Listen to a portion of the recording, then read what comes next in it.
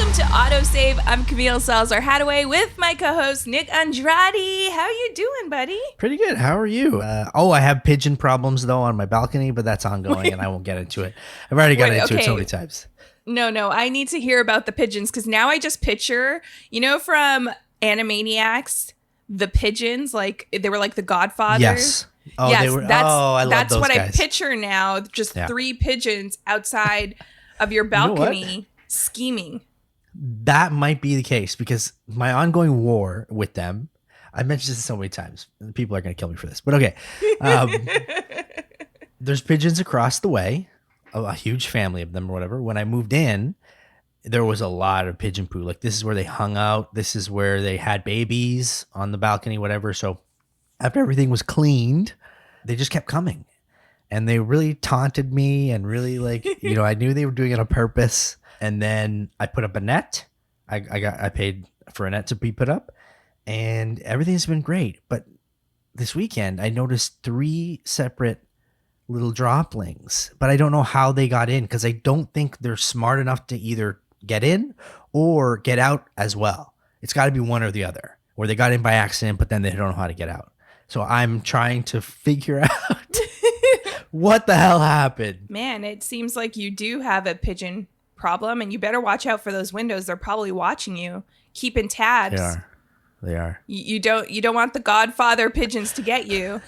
Maybe you have to pay your dues. I'll give them an offer they can't refuse. Okay, but I feel like an Italian grandfather. Like, cause normally I'm like, oh, all animals, they all deserve, don't do anything to them. But now it's like, kill them.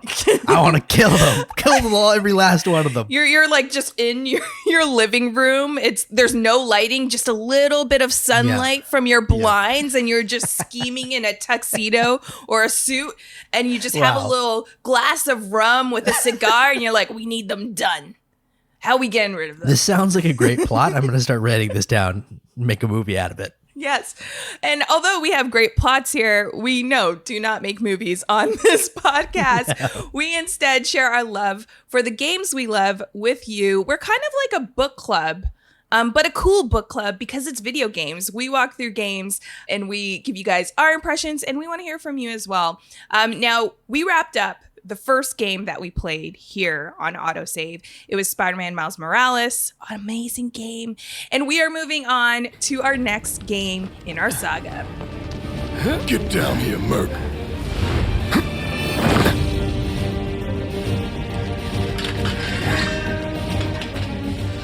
Now, if you didn't know, even though it's 100% most definitely in the title, we are playing Final Fantasy VII Remake. And I hear, Nick, you have a really good Barrett impression. We heard Barrett there. No, I told you not to put me on the spot. Merc, why you do that to me, Merc?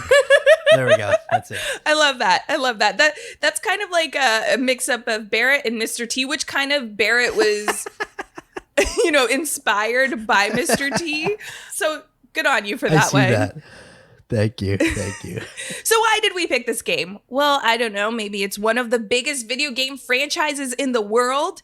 There is so many people that consider the original an all-time classic. And, we want to see how the remake stacks up and how they've changed the game and the mechanics. Remember, this is a remake, so it's not just HD mastered. Yes. Imagine if it was just another remastered of Final Fantasy VII, how how mastered could you get those pixels to be? They're just, those lines will be so refined for each pixel. I've had enough. There's too many just remakes of it. What is it? Mass Effect came out with a new Legendary Edition, and it's like, I'm going to play it, but it's just, all it is just upping up the graphics. That's pretty much, it's still the same game. Yeah, it pretty much is the same game. And you know what? Speaking of graphics, the graphics in this remake, I mean, going from pixels to this is pretty cool. We're gonna take a look at the graphics. And obviously you heard Nick's Barrett impression, and that's because he's a huge fan of Final Fantasy. I am. You are. And Cloud's also a badass. So that's pretty much why we're going after this game next. Now, for today's theme, we're talking about nostalgia. Do you like how I did that there? Yeah. Nostalgia has been one of, I feel like, the major tactics in modern entertainment. There's so many things from our childhood, whether it's characters, movies, TV shows, video games, of course. Right here today, we're talking about one of them. That's from our childhood. And it just seems to like hit you at the back of the head 20 years down the road. And you're like, whoa, where'd that come from? And I think it's a real push because a lot of people want to go back to something that gave them happiness, that a time where they're like, this was the best thing ever when I was a kid. Does it always hold up? Probably not. Will this hold up? We'll have to see. But this whole push to nostalgia, is it a good or a bad thing, Nick? I think it's a little bit of both, because on one hand, we obviously want to see things that we loved as children, whatever it was. I think they announced that they were going to come out with a new Beast Wars cartoon. Let's sidetrack, as we always do here. So Beast Wars, amazing, right? I think in Canada it was Beasties. Beasties, yeah. And then growing up, I kind of understand maybe why you don't want to name it that. And Beast Wars is what it is. But the Transformer War on Cybertron, it's on Netflix. No, we are not sponsored. Although Netflix, hey, what up? That is an amazing, if you love the original Beast Wars, please watch that. And it leads up to this remake of Beast Wars that I promise you is going to be amazing. But anyways, go ahead. Keep on this track here, but I saw that they re-released toys from that era, and I had almost all of them. And I was just going after one after the other. I think it was like Rat Trap, and then Optimus Primal, obviously. And there's a bunch of others. One obscure one that I thought nobody had. It was like a wild boar one. And I had that toy, and I saw it, and I was like, oh my God. The nostalgia was hitting super high. Yeah. And the new toys now also are pulling for this new show. They're looking a lot like the old ones too. So I'm looking out for a Wasbinator toy, please. Wasbinator. Oh, that'd be sick. But nostalgia-wise, I say yes and no, because we want to see all that stuff that we loved before. It makes us feel good. But then I feel entertainment in general, I want to see more original ideas. And I feel people are just pushing more nostalgia, more sequels, more prequels, more everything of something that people have already seen. And I think that's becoming a little bit of a crutch as well. Even though I enjoy it, I can see that we do run into a little bit of problem. Yeah, I could see where you're coming from. However, I'm going to kind of argue, I feel like we've always been recycling old material, whether it's books into movies. It's just that, we were that new generation that had The Lion and the Witch and the Wardrobe, Narnia, that come out from the books. But then there was also other movie iterations as well. Charlie and the Chocolate Factory, Transformers. My dad was a huge Transformers fan. When I started watching Beast Wars, he's like, this is just Transformers. I'm like, okay, but it was, but it was mine. Beast Wars was mine. So it was like 100% better than whatever my dad had. And I think that's the whole point of, visiting nostalgia. Yes, you tap into that older audience, which unfortunately, Nick, we are not a part of. God damn it. God damn it. No. Whoa. But you also have the new generation exploring these franchises for the first time. And for that reason, I think it is important to kind of feed into nostalgia and to make it new, unless you are the Disney live action remake of, our precious 90s Disney animated Did you hate those? Oh my God. Yes. Really bad. Okay. Yeah. I don't like any of them. Yeah. Ooh, no. Yeah. okay. I don't like any of them. And hey, I like sci-fi and I like Will Smith, and I still didn't like Aladdin. So yeah. Sorry. Yeah, I agree. Sorry. It was just bad. Star Wars though. How about like you? Did you like the Disney movies? Star Wars, another Disney property. How do you think they dealt with the sequels to Star Wars? Because I actually like Jar Jar Binks. What? I know that's controversial. Oh my God. Yes. You're not the first person he was so adorable in my life that loves Jar Jar Binks, and I don't get it. Misa don't get it at all. Misa don't get it. Was that person a younger sibling? Because I think that may be why I love Jar Jar, because talking like Jar Jar really annoyed my sister. Like really annoyed her. Okay. So I'm like, Misa, I'm Camille. That was Nick does the impressions here. I don't. But that was my impression of young Camille doing a Jar Jar impression. So there you go. Oh my God, that's amazing. I don't know. I think we associate nostalgia to a part in our life. Because I know now when we watch media, we analyze it and we think if it's good or whatever. And as a child, you just watch it. And if you like it, you like it. And if you don't, you don't. And you're not overthinking about stories and plots and character arcs and all that stuff. You're just watching and enjoying. And that part of us comes out when we see these new forms. It's like, this was something that I innately loved no matter what. Yes. And you can go back to those things. Some of those don't stand up, right?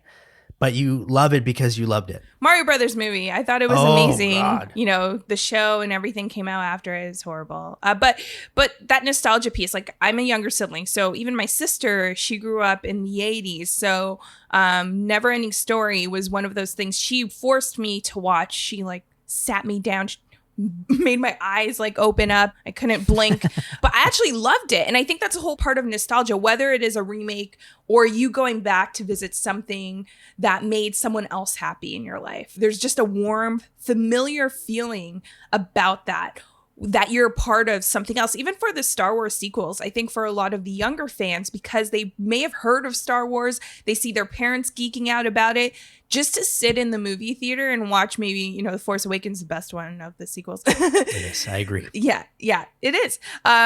You know, sitting there and maybe seeing your parents' reaction, you know, or seeing like your sibling reaction, you're a part of something bigger now. And I think that's what's really cool about remakes. However, in video games, it works a little differently because I feel like we get more frequent remakes or remasters. Like, how many remasters does The Last of Us have? And we're getting more. I looked it up. Like Assassin's Creed has like 18 remakes, you know, or legendary editions where they put everything together. Batman, like the Batman games.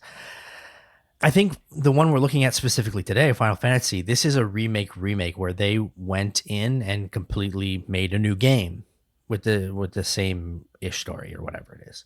But a lot of the video games that we have that are remakes, they're usually just rehashes where they literally just used the old game and just made it look better on a newer console. So there's not as many, but if they do, if there is something like Final Fantasy VII, they're going to try to remake it 40 times. Okay. Because people love it. So do you like when these remakes come out and they do something new? They change things. Like I know going into Final Fantasy VII Remake, that they're changing things about whether it's a story or how you play it, right? So do you like when these franchises do that? Like take Resident Evil, for instance, right? Capcom's put out Resident Evil 1, 2 already as a remake. Do you like how those are done if you play them? I like how they're done because there comes a point where, like Final Fantasy, this game specifically, you can see why they remade it. It's so old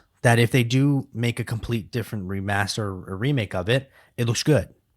Whereas if you're trying to remake or remaster a PS3 game or a PS4 game, that doesn't make sense to me.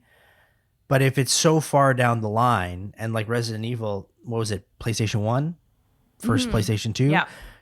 You can make that better. So that's okay. But I think when they start getting closer to the timeline of when it came out, 10 years or less, and then tried to remake it, it doesn't make sense to me. All right, so it looks like we're going to have to discover with Final Fantasy VII Remake if it stacks up to the nostalgia of the original and if it was necessary to have a remake. Because obviously, why put it out if it's not going to give something new to the fans more than just the nostalgia?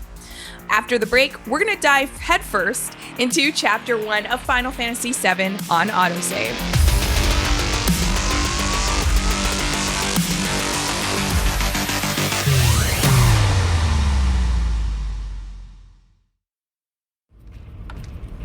So what's Soldier Boy's deal? Is he one of us now? He's got balls, this, what was his name again? Cloud Strife. Right. And he isn't a soldier anymore. Still, he's a professional, unlike the rest of us. I'm glad to have him. This is a one-time gig. When it's done, we're done. All right. After the nice opening cutscene with Soldier Boy, every time I hear that, I just like think of Soldier Boy, and I just sing the song to myself. Anyways, the game kicks off by getting straight into it without hesitation as you hop off a train with the crew, and we're introduced to our main character, Cloud, who is a mercenary for hire. He also used to work for the government as a soldier. Now, right away, you learn the mechanics of the game and how to attack with your giant sword. And is Cloud compensating for something? I just want to ask that. We'll get to that later. Wow. You know what I mean? We're getting into this. That does not. Who carries a sword like that? That was my one issue with Cloud this whole time, being a video game fan. Who carries a sword like that? You know who carries a sword like that? Like in anime, badass bosses, okay, with giant swords are the best. No, but okay, if you look at how long this sword is. Cloud had a fencing sword, it's way too long. Like if he were to, he could scrape rocks as he's walking with that sword. Like it is just, it's just obnoxious. That's what it is, Cloud. Obnoxious. No, that's badass. Don't listen to Cam. He's wrong. Oh, okay, fine. But we get into the combat. Now, what did you think of the combat system? Because obviously the original was turn-based, right? And they've kind of done a hybrid of turn-based with what they've done in previous newer iterations of Final Fantasy, where it's like more action driven. So how did you feel about the combat with just this first sequence of going against a couple guards? I really liked it. I was preparing it to be similar to Final Fantasy 15. That was my guess. It's pretty close, right? It seems like almost the same kind of battle system. So I felt comfortable with it, but I liked it. Obviously, it's not going to... Turn-based almost feels... I don't think it's ever going to prop up again. I think it's kind of in the past, unless it's maybe a handheld game.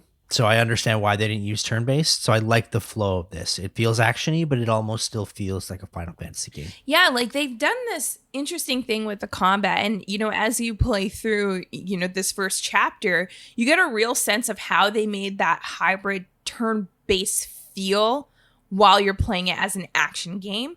And I think to make Final Fantasy accessible to everybody, you kind of need that hybrid rather than just going full force turn-based, because I think it deters a lot of people then that would give the story, like Final Fantasy VII has a great story, but they won't give it a try because they're not used to turn-based combat. So that's what I really loved about this. It's really straightforward. You could press R1 to guard or circle to evade. You press square to swing your sword, and you could hold a square for a bigger swing. You could also use special attacks that you kind of unlock later on. But in this whole sequence, you're with Barrett, Jesse, Wedge, and Biggs. And I was so happy to see them in this iteration, because even through Jesse's conversation, you know, with the first Final Fantasy VII, the original, the OG, I'm going to call it the OG and the newbie. With the OG, you know, you're reading off a screen. So you're putting your own thoughts on how these characters sound, and you're kind of translating the dialogue on screen into like the sass that a character may have. And I love what they brought to Jess, like just how she talks, and like you already tell that she kind of has a thing for Cloud. She's interested. I noticed that 100%. But like Jessie is in the OG game, let's go with that. Like you said, she's kind of throwaway character. She's not really important. So to see her in this, I really liked her as a character. So I was impressed how they did her. And obviously this already, there's some crush building, and I like to see this kind of, everyone loves Cloud apparently, as we'll get into. Yeah, we will get into that because I feel like because everybody loves Cloud, we find out right off the top, it establishes that Jessie kind of has a thing for Cloud. It's kind of our fans, like especially female fans or guy fans who've had a crush on Cloud over these years, it automatically mirrors their impressions of who this character is. Jessie was talking for me. Did you have a crush? Yes. Oh, okay. But I had two boys I had a crush for in this game, Cloud and obviously Sephiroth. I mean, why not? All right. Everyone? Yeah, everyone had the two. bad boy persona. Yes. So we'll get into our crushes maybe later. Yeah. But you have like 10 minutes of this introduction sequence where you're going through this sequence with some guards, and then you're with Barrett, Jesse, and Wedge and Biggs. And there's dialogue between them, kind of giving you a sense of each character and who they are. And then we dive deeper into the reactor fight along with Barrett. And he has something to tell us. Soldiers may attack on command, but I hear they make good guard dogs too. Bet you've seen a few reactors. So how do we get to the bridge above Mako storage? Ain't holding out on me, are you? Stamp scared to bite the hand that fed him? Or is he a loyal little doggy? Have it your way, Mutt. We can do this with you, or we can do this without you. Different reactor, different layout. Depends when it was built. Never seen one like this, but I'll manage. Now, obviously, Barrett doesn't trust you. And it seems like, he's a guy that you don't really want to be on his wrong side. But why do you think he doesn't trust us? I think, again, look at Cloud and the way he acts. He just seems like he doesn't care. And I think that pisses Barrett off because of how much he does care about what he's doing. So to see him kind of nonchalant and you have to pay him and he's a merc, so you don't trust him. He's obviously going to be on guard. But these lines by Barrett, like, he's such a badass. He doesn't need a big sword because he's just a big dude. And that's the thing, right? Like, I feel like Barrett is making that known in what he's saying to Cloud. He's like, look, you may have the sword, which I still think is compensating for something, but I have the bigger voice and I have the power in the situation, right? Cloud being hired as a merc, I feel like automatically it's what you said. Like, you think that he doesn't care about the situation, which obviously Cloud doesn't.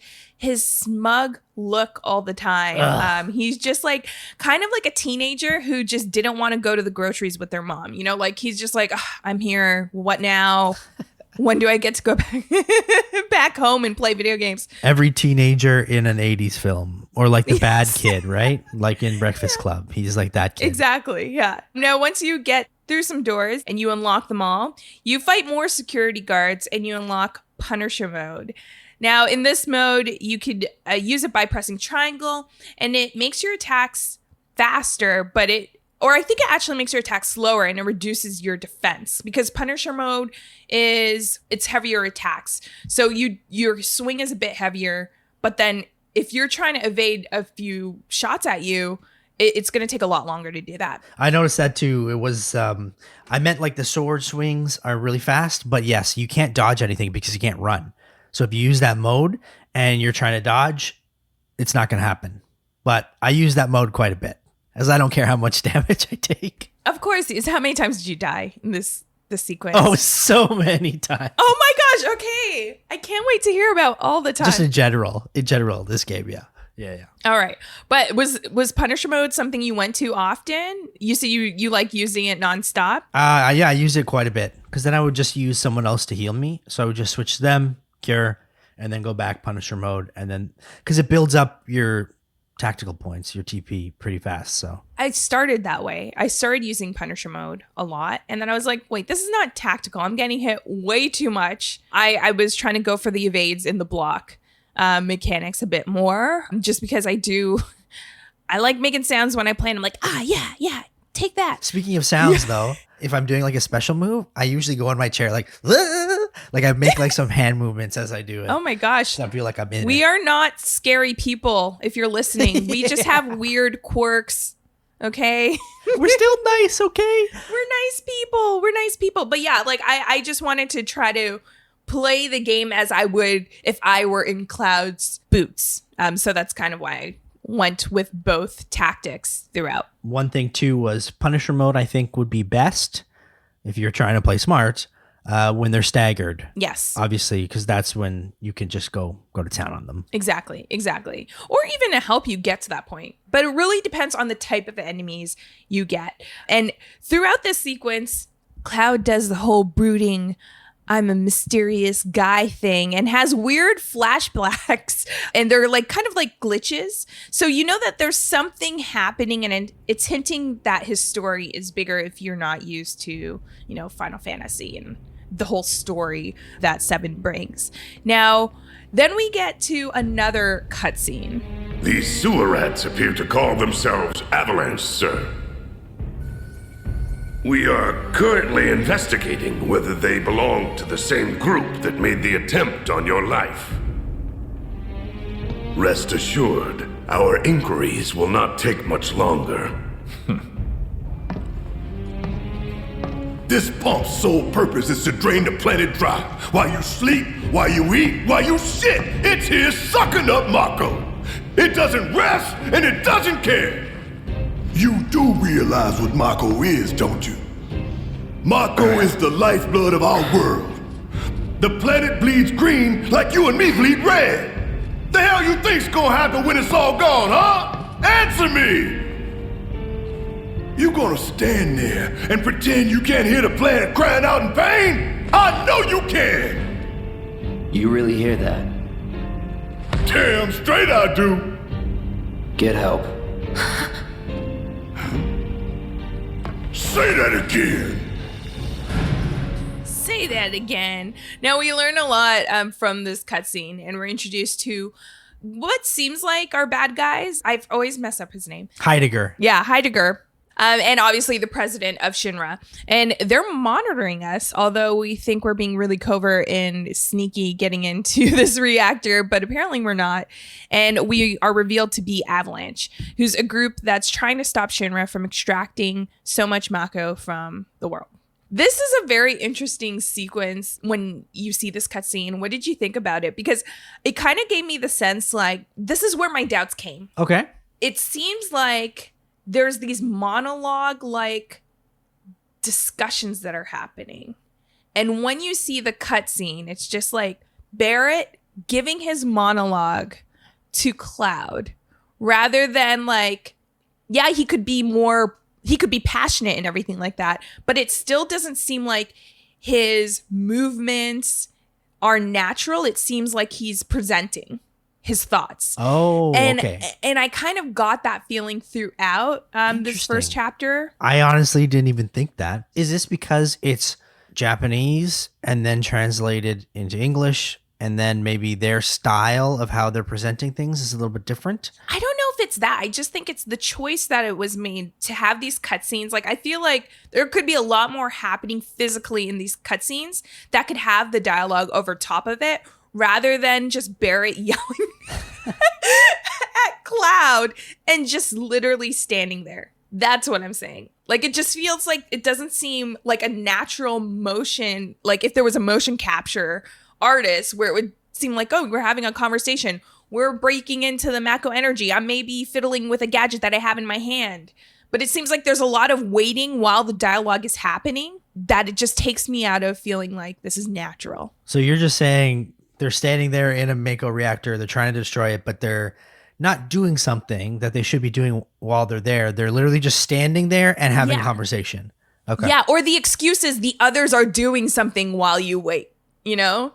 Right. Yeah, so that was my thing. I didn't mind it because I just thought, yes, it's a little over excessive, but they're just trying to show me who these characters are. And okay. I got that from Barrett, like, completely. Like, he is maybe he's a teddy bear, you know, he has a hard exterior, but he really cares, and this is why he's doing it. So I appreciated it because I can tell he's just trying to explain, like, this is what Mako is, and then this is what we're doing, and this is why we're doing it, and this is why I'm doing it. Yeah, I don't have an issue with what Barrett's saying. Like, I think you do need that. Oh, well, some of the dialogue I do have issues with. I'm just like, really? It's a little corny. That's the choice you went with? Yeah, a little corny, but for the nostalgia factor, I kind of like it.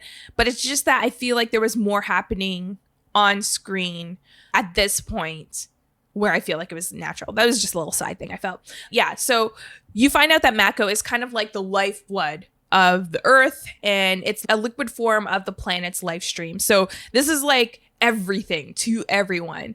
And there's kind of a social commentary here, right? Like, am I the only one that thinks this? The whole game, but specifically this right here, I'm like, okay, They're trying to tell us something. They're trying to tell us that maybe we're extracting too much from the earth. We're not paying attention to how our impact really affects everybody on this earth. So I was like, oh, that's sweet. That's sweet. You also unlock using materia. And materia is made up of Mako energy, and it gives you special abilities. The first one you get is fire magic that you can equip. And thank goodness when you get it, because I was like an arson. I was lighting everything on fire. Do you use a lot of magic in these games? I usually do. Like for JRPGs, I usually play like the mage. Ooh, okay. Yeah, I love that role. So whenever there's magic, I'm like, yes, let's do it. And it's funny because my boyfriend, and like while he was watching me play this, he's like, oh my God, why are you upgrading your character with so much like magic type things? And I'm like, because it's the best. And he's like, this character's not meant to be played that way. And I was like, okay. So I may get a lot of people angry, but I love magic. That's pretty much me to a T what your boyfriend just said, because I am strength. Just go brute strength right there. I don't use any magic. If there's a weapon that gives you slightly higher magic ability than strength, I'm like, screw this, and I just throw it away. I especially for main characters, I never use them as magic heavy. So it's fun to see that you actually do that, because I wondered what, like, I never hear of anyone actually using the magic. Yeah, I love using magic. Mage. I love that role. Now, right after we get that kind of tutorial, and this game really, when you get a new ability, they're giving you all the details on the screen. It literally pauses the screen, and then it shows up on the side what you can do, and then you kind of click through the tutorial. I like that aspect. So it doesn't feel like I'm getting all the information I don't need at once. It's like kind of spread out throughout as you unlock things, and it's very in-depth. Like I don't feel, and it's not overbearing. They balanced it really well. Is it just me, or anytime there are tutorials with words, I just hate it? For me, like, well, they put a little picture there for people like you, Nick. I know. But I wanted to like test it out first myself. Okay. Rather than do it on the fly and read it, because I like to watch and then learn. That's how I learn things more than reading something and learning it. If I see it or someone talks to me about it, I understand it more. So there, in that situation, I'm like, I just don't like reading tutorials. Okay. And even the picture wasn't enough. I needed more. You need more. You want to, well, like Spider-Man, right? Like you actually had those playable tutorials through the holographs, right? So that's interesting that you mentioned that. Unfortunately, sorry, Nick, I feel like you're not going to get any of those in here, but we do get another tutorial, and it is how to use a party, because Barrett becomes a part of your party, and he is a ranged attack specialist with his gun arm, and he kind of gets at all those enemies that are far or like flying, those drones. Oh my God, so annoying. And it teaches you to switch between characters. So I want to know, do you usually switch between characters when you're playing with a party of characters, or do you mostly stick with the main? So in this scenario, Cloud. So I'll tell you something. I played this game twice now, and both times until yesterday, I was just finishing up again the second time through yesterday. And I normally just use Cloud and then I switch it up, but I'm always thinking it's so difficult to like switch and use different characters. But again, because I don't read the screen, I don't realize until yesterday that if you do R2, L2, it's super easy. You can switch to your partners and use their abilities while you're still with Cloud. So I was like, oh my God, no wonder this game has been so hard to me. Hey kids, if you're playing a game that is a remake of a game that requires you to read a lot, you're going to have to do the reading in the remake. I think Nick learned his lesson, so we're warning you ahead of time. Now, whenever you see Mako crates at this point, you got to attack them because there's items in there. You could refresh your HP and MP. I mean, those mage powers, you got to refresh your MP. I hate being low. And you also encounter your first sweeper, which is a giant machine weapon. And obviously, you got to use your magic powers because that is its weakness, and just light it on fire. So you just breeze through these missions. Yeah, well, I mean, I breeze through it because I'm amazing at this game. No, I'm not. But it's two different ways of looking at it because it's difficult. If you keep using your magic, you're going to waste your MP. So you have to pick those moments that you're going to use it. And sometimes if you save up too much, you're in a scenario like Nick where you're just going to die a lot, and you don't want that. You don't want that. Now we journey deeper and get right to the reactor when... All right, let's see if Little Stamp really can bite the hand that feeds. Go on, do the honors. Prove to me you're the man Tifa says you are. That you're one of us. Never said I was. I'm just here for the paycheck. Then do the damn job!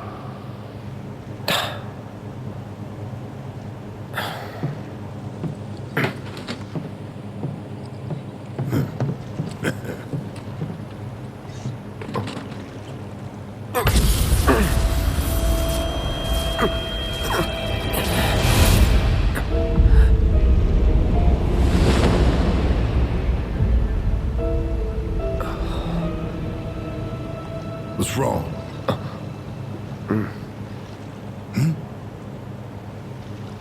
I'm fine. What about the timer? Your call, Merc.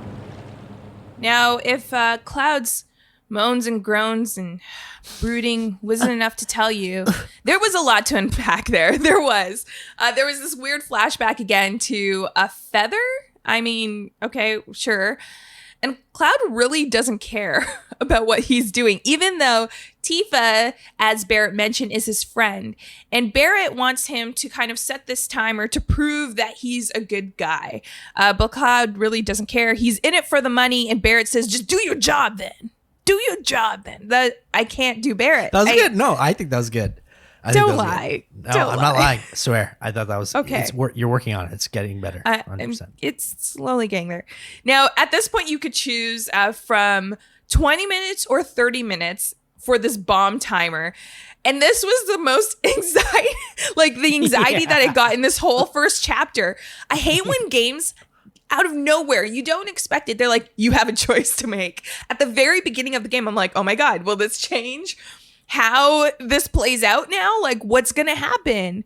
What did you pick? I picked 30 minutes. Well, no, first I was like, oh no, because anytime there's a choice in this game, I felt like there might be a consequence. So I first went online to see if 20 or 30 minutes mattered. Because I'm like, if I pick 20, does that mean I'm more, resistant to fire magic? I don't know. Yeah. Or something like that. Maybe there's something there. So I spent 20 minutes trying to figure out, found out that it actually doesn't mean anything. But I chose 30 because I thought maybe if it takes me too much time, just in case. I don't want to do it twice. Yeah, I chose 30 as well. But as soon as Barrett said, ha, that's long enough for you. Again, I was like, oh crap, I disappointed Barrett. Now I need to restart the game. I was literally considering restarting the game. But instead, there was a boss fight, so I couldn't because we got right into it. And this is the first boss fight of the game. It's a giant robot called the Scorpion Sentinel, and it's weak to lightning magic. More magic for you guys. Now, there's really weird boss fight dialogues here. Cloud says, didn't I tell you to use magic? Barrett goes, thought you were full of shit. I mean, I like it. they're an entertaining duo because you could tell they kind of hate each other. And they're not going to hold back the words. It's like the teenage boy and the dad who don't see eye to eye. And you're so much like your father, but that's the kind of dynamic that they have going on where they just don't like each other because of that. Yeah. And like I mentioned, during this fight, you could use the thunder magic. So I want to know, did you use lots of magic? I know you don't like using magic. How long did it take you to catch on that you have to use it at some point? Honestly, because I played the demo of this too. I think the demo of the game was the first mission. So I did the demo and then I played it again. Again, I'll use magic sparingly until I run out of MP. So maybe I use it really quickly and then I just try to attack and it takes forever. But I did it. You can do it if you just melee, but it's going to take a long, long time. Yeah, I did not take a long time because I did use magic. And then obviously Barrett's special attack for when the Sentinel kind of goes on the wall and then you kind of need to get some hits on him. So I found that was a really great combination. I was actually annoyed of Cloud at this point because he just kept getting hit. You know, the Sentinel hits the ground and then there's kind of like this lightning wave that goes out. So if Cloud is too close when he's striking, he just gets knocked down, and then it was very annoying. Now, when the Scorpion jumps off the wall, again, you use Barrett for his range attack. It's kind of like from this point, rinse and repeat until like you get to the third stage. And then the Sentinel kind of backs up and does this huge beam, and you get this dialogue between Barrett and Cloud where you know, okay, things are about to change. And I kind of like when games do that, like they hint you that, like, okay, you got to change your tactic because something's coming. I need that sometimes. Yeah, well, obviously you do because you don't read the tutorial. Yeah. I'm sorry, but this was tough. Now, at a quarter health, the Sentinel will try to auto repair. Very annoying when enemies have this ability, but unfortunately it does make an appearance here. And you got to make sure you dodge and attack its legs when it's trying to repair itself. And using that tactic plus your special attacks every time, you're kind of got the gist of it. You got it. That's pretty much it for the fight. Right. At that point, the Scorpion malfunctions and destroys the reactor. So you have 20 or 30 minutes if you're safe like me and Nick are, to escape before the whole reactor explodes. And you got to fight enemies along the way. So yeah, you make up some cool moves and then you kind of escape, and you just got to make sure that you're doing it in this time. It was actually a lot of fun. I had when I demoed this too, like it was that first battle, I had a lot of fun. I was kind of disappointed that was kind of chapter 1 and where they left us off, because I wanted more than the demo. That's probably good though, right? If you were wanting more, then yeah, I left the same way where I thought, wow, okay, if this is the game, I'm on board. Exactly. Now this leads into chapter 2, Fateful Encounters, and the explosion seems to spread into the city. But even if it wasn't them, they're going to be called terrorists. We're talking about Avalanche, and Barrett is very adamant about his intentions, and he's willing to put his life on the line to save the planet. Now, is Barrett trying to tell us what can be done for our planet? Like we said, a social commentary, maybe. Maybe we got to take Barrett's lines home and sleep on them a bit. He's basically telling us, like, make sure you recycle and don't use as much garbage. No, I'm just kidding. Yeah, it just cuts there into a recycle, reuse, reduce. It seems almost though like he's preaching to us. Again, like you said, the whole like talking to us thing. Again, it feels like he's saying, we're not doing enough, and I'll put my life on the line. Nicholas out there playing this game, will you do? Like Uncle Sam, but he's holding like a pop can. Where do you put this can? In the recycling. I want you. Yeah, I want you. Oh, that's really good impressions. Now you're supposed to take the train home, but before that, you could look around, and you should talk to Jessie as she gives you your first healing materia. And you love this materia? Was this like your most used materia in the game? Yes, Cure, Curaga, Cura, all that jazz. I don't use magic much, but I use my healing potions as much as possible. I see. Okay. Now, all this searching in the city and talking to the hot girls triggers a cutscene with Sephiroth. I'm always going to say his name like that just because the song, Sephiroth. Is that what they're saying? Yeah. That's what they're chanting. Sephiroth. Oh, I thought That's what I say. I always thought that. I thought it was just like they would usually use Latin words or something that was like. I didn't know that it was Sephiroth. Wow, okay. I'm pretty sure we're gonna have to check this because that's what I've been singing as a child. I think you're right. Yeah, I think you're. I mean, I used to think don't go chasing waterfalls was go Jason Waterfalls. Who is Jason Waterfalls? And where is he going next? I thought that was the crush that they were talking about that they had on some guy named Jason Waterfalls. Sorry, anyway, I'm bad at this. So it was definitely Sephiroth. Yeah, definitely Sephiroth. And because of this, Cloud actually follows who he thinks is Sephiroth. You're not real. You're dead. I am. I killed you with my own... Oh, you need not remind me. It was the crowning moment of our time together. But that was then, and this is now. I have a favor to ask. Our beloved planet is dying. Slowly. Silently. Painfully. Can you bear to see the planet suffer? Cloud. All right, so it's kind of hard to remember and pinpoint like how things went in the original game. Because you have to read a lot of the text and all that stuff. But watching this cutscene, I was completely floored because what is Sephiroth doing in Midgar? We have not, like in the original game, he was not in that portion of the game. So we're seeing him very, very early in the game. Plus Cloud is having like these visions. And who did he kill? Like, I'm so confused. I was thinking the same thing about the original is it's been a while since I played it, and because it's a text-based game, I don't think you're really following maybe as good as you think you are. But the whole time I'm trying to think, did this happen? Has this happened already? Was this part of the original? So I'm trying to constantly think because I don't remember as much. So now I'm going through it thinking, are they changing it? Are they not? I don't know what's happening, but this is cool. Sephiroth is here. I don't know why he's here right now.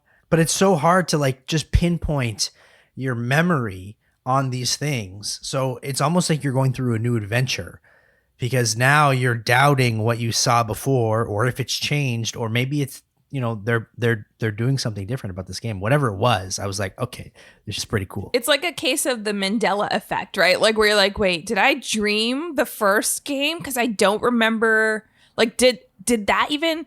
Yeah, you're just questioning your childhood now. Like, was I even born to this family? Like, did I even play on my PlayStation? Like, what is... Listen, the Bernstein Bears, the Mandela effect. God. I still believe that it was Bernstein Bears and not Berenstain Bears. Yeah, it's Bernstein Bears forever and always. It's a conspiracy. I tell you, it's a conspiracy.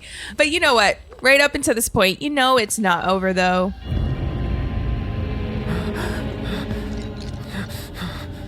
You are too weak to save anyone. Not even yourself. Are you okay? Hey, are you okay? I'm fine. Here, this is for you. Huh? A flower? That's right. It's a gift. You know, for scaring those things away. What things? Never mind. Think of it as a memento. Just my luck. Aerith, hey? Yes, I know. Yeah, so this is the cutscene. You see Sephiroth again, but then you meet Aerith after you shake off that vision of the handsome Sephiroth. And then you have a little back and forth with Aerith because there's these Dementors. Like, what are those? I don't remember them from the original game. I don't think that they're part of the original game. That's as I'm going through this, I don't know what's happening. I called them Sand Dementors because I don't really know what they are. But can I go back to one Sephiroth's voice? He just talks like this, Cloud. And then you have already brooding Cloud who's like, I don't care about everything. It's just everybody's monotone. But then obviously every main female character in JRPGs always talks like this, Yes. like it's Minnie Mouse. Yeah, like they're very like expressive. Oh, yeah, okay. Oh, clap. Oh, take that. You know, they're very, very, very much bubbly, up and down. Although Barrett kind of has those peaks in how he talks and his enunciation is a little different. But yeah, usually I feel like in animes, JRPGs, you have that the main character who's very much like, I don't care, I'm the cool guy, flicks hair, Yeah. wears big sword. And then you have the villain who is too like Cunning. cool and like cunning and below, you are beneath me, very condescending. So I love that they actually play to these roles, just because I'm an anime fan as well. So Sephiroth's voice I could hear as like a JoJo Bizarre Adventures like villain's voice. Like he could be like Dio's cousin, you know? So I completely love the voice acting in this. It does seem like, again, these are characters that you might have heard before, especially like in Japanese anime, when you listen to the Japanese versions, normally a lot of these people are voice actors for other things. And it's always fun to like, oh, that sounds like that character. That sounds like these ones. Yeah, that would make sense, right? So either way, at this point, you kind of have to defeat security that show up and Sand Dementors. Yeah, the Sand Dementors. No one else sees these guys. I don't know who they are, but they freak me out. Too many Harry Potter vibes that I do not want to feel right now. Now, there's lots of fighting until you manage to jump on the train in the nick of time, and you're off to Sector 7. You don't see Aerith, though. She ran away. Gets lost in the fold. Yeah, she runs away, and you're not sure what happened to her. But, I mean, we all know we're going to see her again. I was just confused at what was going on. I was really trying to like test my memory and think, has this happened before? But I think they took a lot of liberties with the story. So I was kind of enjoying it as I was going because I'm like, ooh, maybe it's a new game almost where it's coming up with, some new ideas. So I'd love to see that. So I feel like this mission did a really good job at balancing the fight sequences with the story because knowing the audience, I think, Square Enix needs to know who their audience is, and it's going to be a lot of fans, right? That already played 7. Square Enix, again, it's always, you're always going to know that it's full and heavy cutscene, right? But some games give us a little bit too much cutscene and some not enough. I think, like you said, it's a good balance where it almost feels like a movie, but you're also doing your own thing at the same time. Mm-hmm. And you get a sense of the characters that you might not have learned about in the original, or get the sense that they are truly characters that you should care about. So I love that they kind of set that up with, the members of Avalanche. And, we're going to get more into our final thoughts right after this break. So stay tuned on AutoSave.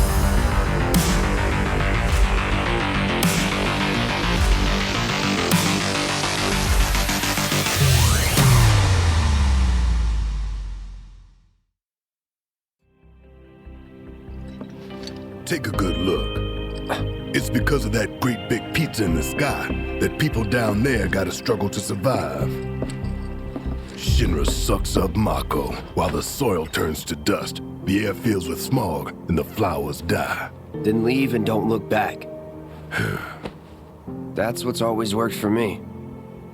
Well, that's all well and good, if you're only out for yourself.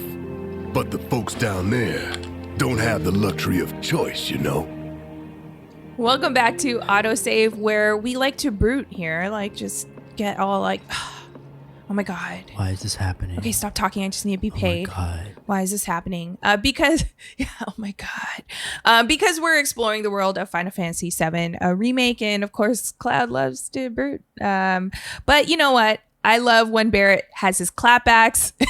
We just heard some good clapbacks from Barrett there, and some words of wisdom as well. Now, both video games so far we've played had some good social commentary, especially with Spider-Man Miles Morales, very fitting of the time.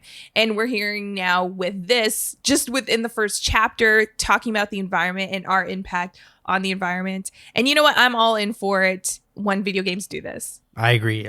I love it. The more we can do it, rather than, again, we always talk about video games being escape, but sometimes we need to kind of get back down to earth a little bit. And I like that they send these kind of messages where it might be a video game, but I'm getting strong earth vibes. And I'm thinking, you know what? We could do a lot more too. So I was like, right on, Barrett. Yeah. I feel you. Well, the best way to escape, if you're escaping to anything, right, is to be able to see yourself in that place. And what other way to do that than relatable issues that we face here, right? That is something that is very real, that could take you to that other world and be like, you know what, this is something that everyone deals with, and we could figure out how to make it better going forward. Now, speaking of the game, specifically this first chapter, what did you think overall of how it made you feel in respect to the original?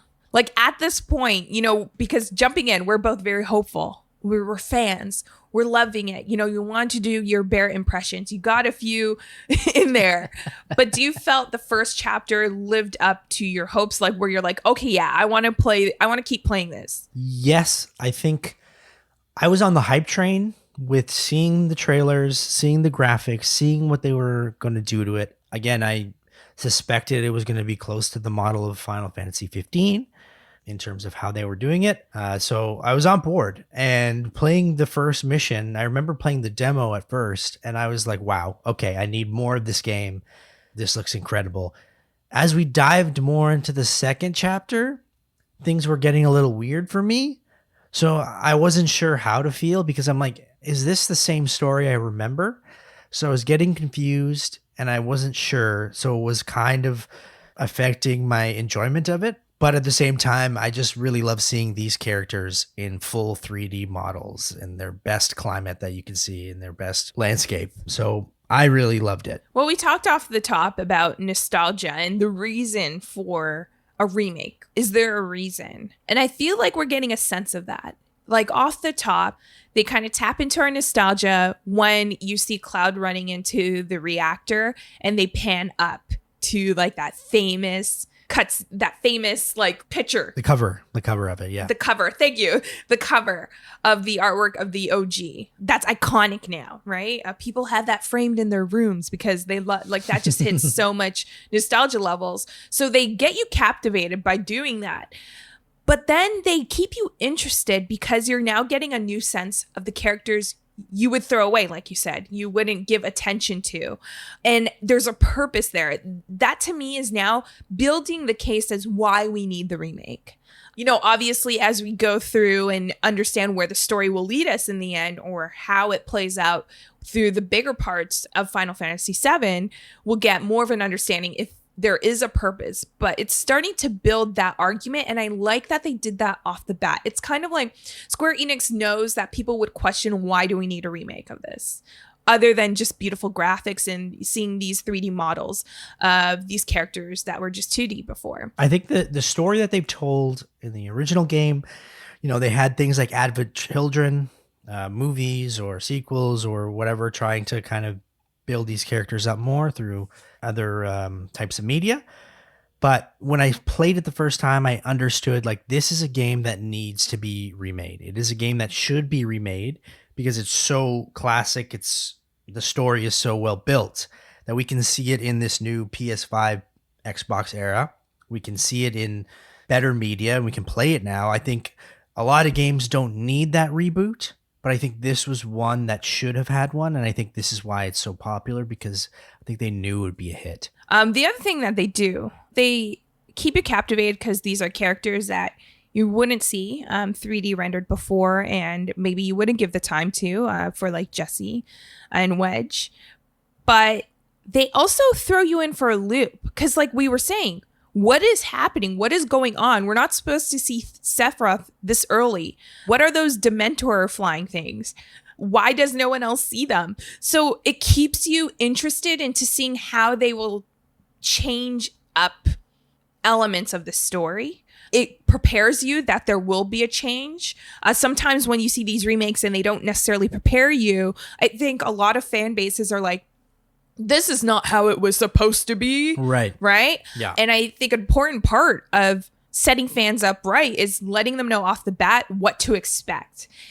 And the remake does do that. FF7 Remake does exactly that, and I appreciate that.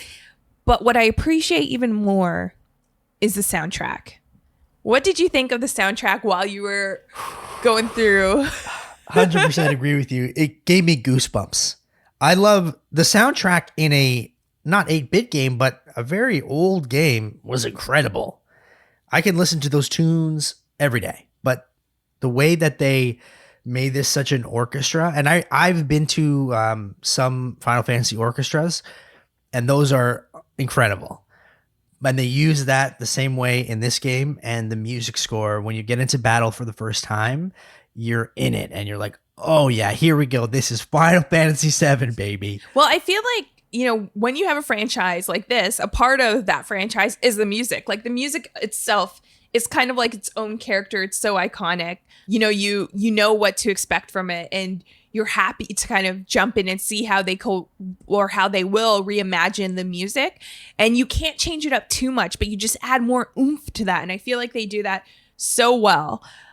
They also add more oomph to Cloud as a character. More oomph in the sense that you're hearing more, Yeah.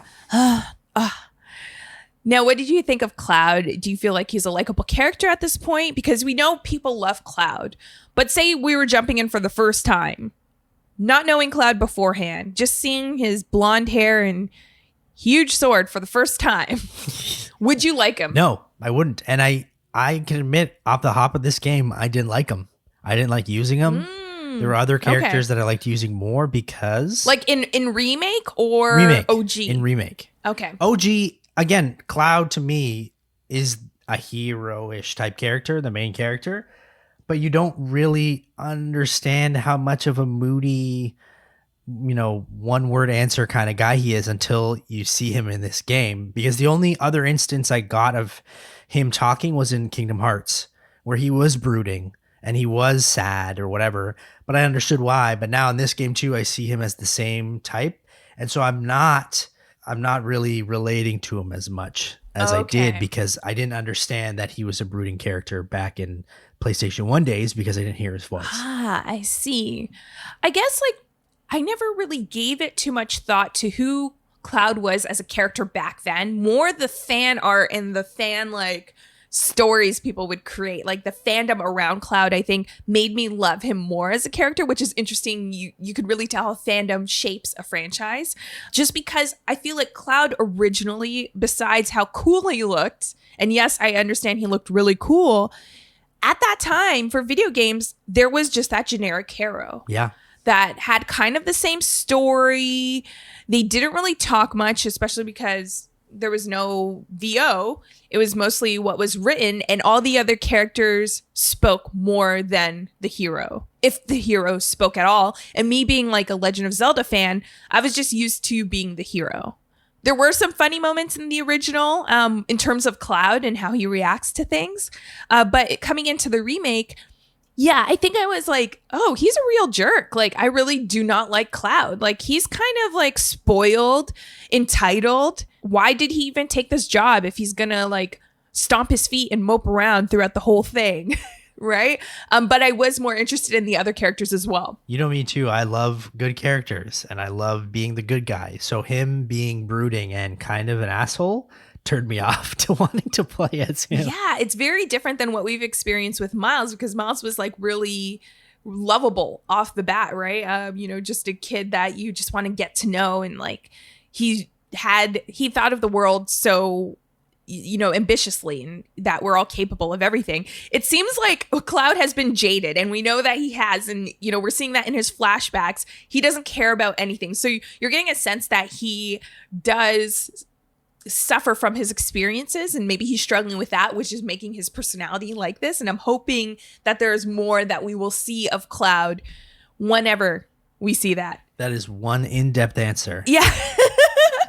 Now, is there anything else that you want to add? Because I know I went in depth about Cloud, and maybe next episode I'll talk more about why his sword is too big. I think I'm going to come up with a reason each episode. So this reason for this episode, why his sword is too big, he could trip over a huge boulder. There we go. That is why his sword is too big. I love his big sword.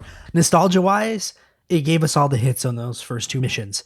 It gave you Sephiroth, it gave you Aerith, it gave you Cloud, it gave you Barrett, it gave everyone a time in the sun, and it just makes you feel all those special things, where I think playing it back, this game, nostalgia-wise, I think is an important part of that genre that should be there. I don't think it's something that they rushed or they just wanted out there to make money. I think they did it very meticulously, and the nostalgia works for this one. I agree. All right. Now, remember, we're going to be talking about Final Fantasy VII Remake for a while here as we go through every chapter. And you could actually join us on Patreon. That is patreon.com/autosavepod. If you can support us, we'd greatly appreciate that. We also, have our Discord, and you could interact with us more. So please, if you can, support the podcast.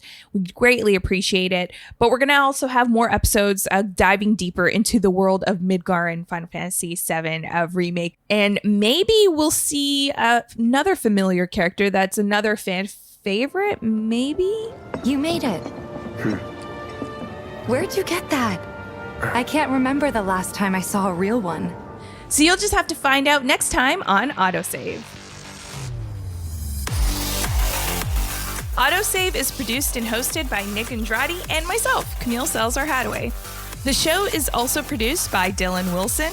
Gameplay and additional elements provided by Chris Zeiser. Executive producer, Clayton Hansler. You can follow the show at AutoSave Podcast on Twitter and AutoSave Pod on Instagram, YouTube, and Twitch. You can subscribe to the show wherever you're listening to it right now. And if it happens to be Apple Podcasts, kindly leave us a rating and a review, but only if it's good.